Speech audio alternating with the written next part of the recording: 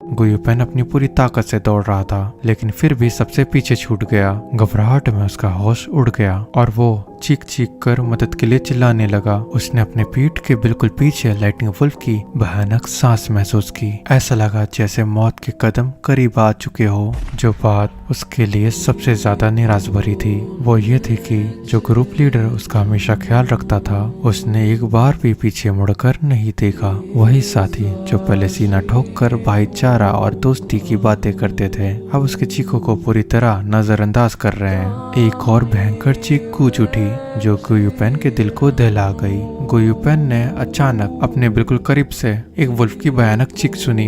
उसका दिल जोर से धड़क उठा और एक ठंडी लहर उसके रीढ़ के हड्डी से नीचे उतर गई। दूसरे ही पल उसने महसूस किया जैसे एक जहरीला तूफान जैसी भारी ताकत उसकी पीठ पर चढ़ गई। वो जोर से जमीन पर गिर गया। मिट्टी और पत्थर उसके चेहरे से टकरा गए। वो जमीन पर बॉल की तरह लुढ़क गया। जोर से गिरने से उसका सर चक्कर खाने लगा और कुछ पल के लिए उसकी सोचने समझने की शक्ति एक पल के लिए रुक गई। वो बिना सोचे समझे अपने आप ही मुड़ गया। अपने आप को बचाने के लिए मुकाबले करने की कोशिश करने लगा। एक जोर का झटका लगा जैसे बिजली गिर गई हो। गुयुपेन के सामने अंधेरा छा गया। एक लाइटनिंग स्नेक हवा में चमका जैसे अंधेरे को चीरकर अपनी भयानक चमक दिखा रहा हो। अंधेरे में अचानक एक ताकतवर लाइटनिंग वुल्फ का भयानक शकल दिखाई दिया जो बिजली की चमक में दिख रहा था।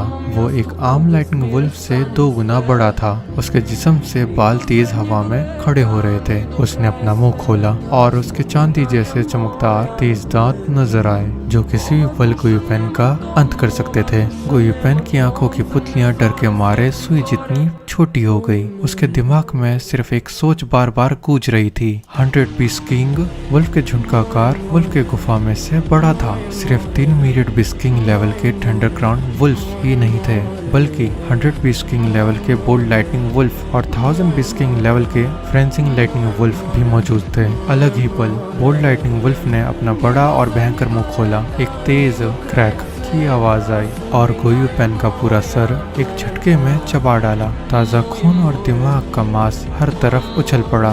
बोल्ड लाइटनिंग वुल्फ ने अपना सर खुजाया और गुयुपेन की गर्दन से बहते खून को चूसने लगा। फिर उसने उसके मोटे मांस को नोच नोच कर खाना शुरू कर दिया। बेशुमार लाइटनिंग वुल्फ्स उसके पीछे से तेज दौड़ते हुए और आगे की तरफ झपट पड़े। गूंजदार गुर्राने की आवाज बिना रुके लगातार गूंजती रही। टप टप तेज बारिश भी जोर से बरसने लगी। अब असली वुल्फ टाइड शुरू हो चुका था।